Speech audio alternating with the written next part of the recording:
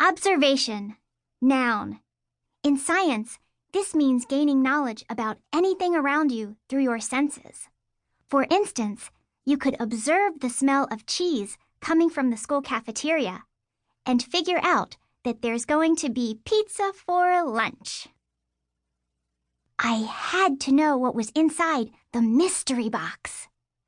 Outside the science lab, a snowblower roared. The room filled with chatter. Everyone was whispering about the box sitting on a table in the middle of the room. "I'm going to peek," I whispered. Bertie Bott, my very best friend, jumped in front of me. "Don't even think about it, Kate." But... The box was wrapped in shiny tinfoil like a present. Only instead of a bow, there was a giant red question mark made of construction paper. "Ms. Daly is right there." Bertie pointed to our after-school science club advisor, who stood at the doorway welcoming kids. I bit my fingernails. I hate waiting. "I know." Bertie smiled and her brown eyes crinkled. She knew me so well. "Here." Bertie dug into her flour-covered backpack and handed me a caramel apple granola bar. It was my favorite. "Here." I unzipped a front compartment in my backpack and yanked out a bag of trail mix with M&Ms and sunflower seeds. "I love those," said Bertie in a hushed voice. "I know." Now it was my turn to smile. That's when Ms. Daly marched to the front of the class. She glanced up at the clock. 3:15 exactly. She's a retired Air Force flight engineer and always starts on time. She says you can't keep fighter pilots waiting. Of course, we weren't pilots.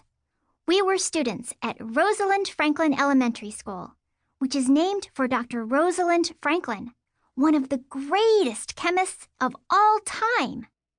Science is extra special at our school, which is just fine by me.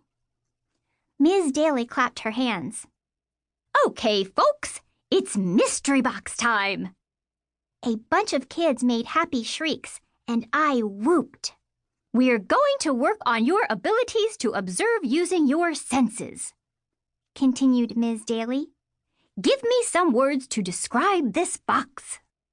"It's got 6 sides," said Elijah Williams, who's one of my closest friends and also my next-door neighbor. "It's a cube," I said. "It's very pretty," added Bertie. "That might be true, but that's how you feel about it," admitted Ms. Daly. "Give me a pure observation." Bertie's blush spread to her ears. "It's silver," she murmured. "And shiny," I exclaimed. "And all taped up so we can't see what's inside," groaned Stephen McPhee, a 4th grader wearing a basketball shirt. "Perfect!" Ms. Daly grabbed a yellow pad. On it, she had written facts in black ink. "In science, we stick to facts. For example, we know that the moon has had enough to eat when it's full." For a minute, nobody said anything. And then a few kids like me started grinning when we realized it was just her typical corny humor. "Facts are observations about the world," continued Ms. Daly. "Like that your heart pumps blood, the sun comes out during the day, and there are 7 beakers sitting on my desk." "And today is Friday, November 28th, our weekly science club meeting," I called out. I think science is the best thing in the entire world. That's not an observation, it's a feeling. And it's a really good one. "That's a fact, Kate," said Ms. Daly. "So, in addition to shape, we can pay attention to texture and sound." She gently shook the box. "And smell."